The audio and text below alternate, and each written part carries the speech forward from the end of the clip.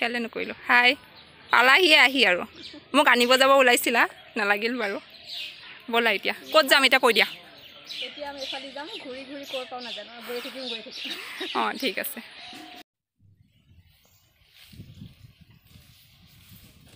গৰুটো পজ দিছে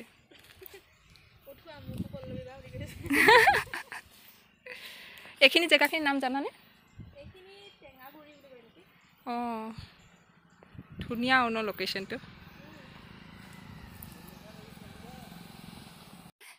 তাই এতিয়া ফটোশ্বুটৰ কাৰণে দেই প্ৰচেছিঙত লাগি আছোঁ আৰু চুলিখিনি আমি তুমি ক্ষীণে তোমাৰ নিচিনা শ্লিম হ'বলৈ মানুহে বহুত চেষ্টা কৰি আছে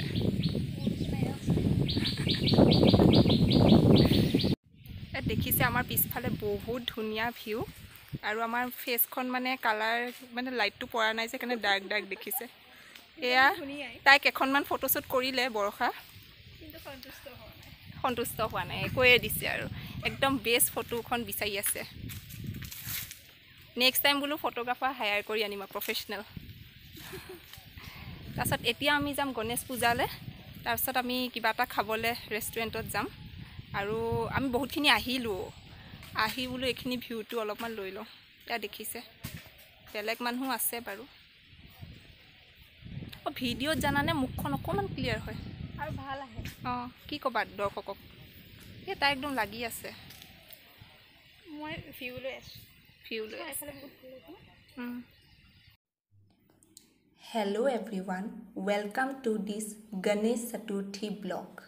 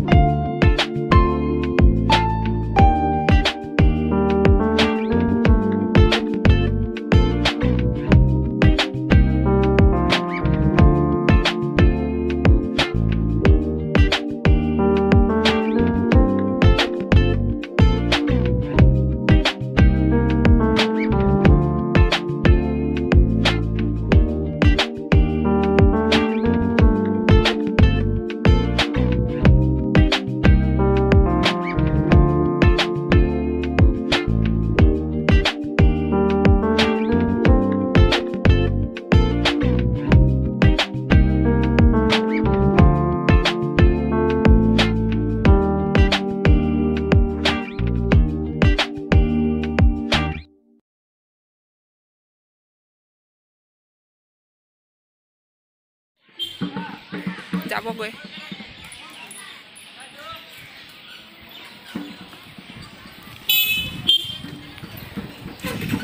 আমি গৈ আহিব পাৰিম অকণ আগত অঁ